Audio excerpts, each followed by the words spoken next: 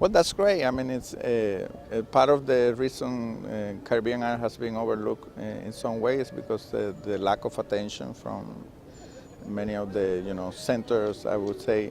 And FIAC, of course, is a point of reference in terms of contemporary art.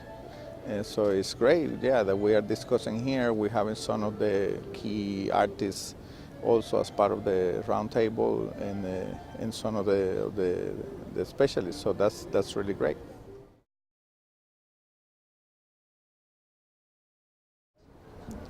Well, I don't know very much the European scene, but definitely New York is a natural scene for Caribbean art. It's like 1/3 of the population has some direct connection with New York, either first generation or second generation immigrants, so that says a lot.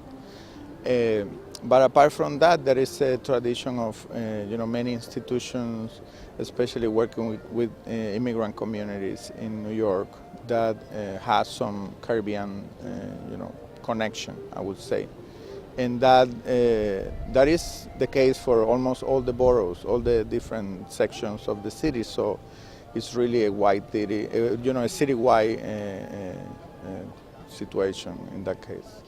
That is, of course, the interesting history of the relationship of the U.S. and in particular New York with the Caribbean, which somehow we explore with this project, with the Caribbean crossroad of the world.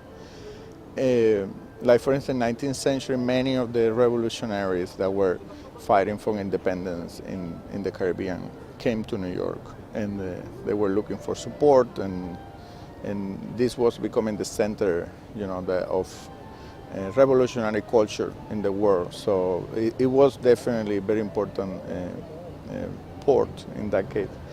And then I would say that from there, grew up as being a city that was receiving waves of immigrants from the Caribbean throughout 19th and 20th century.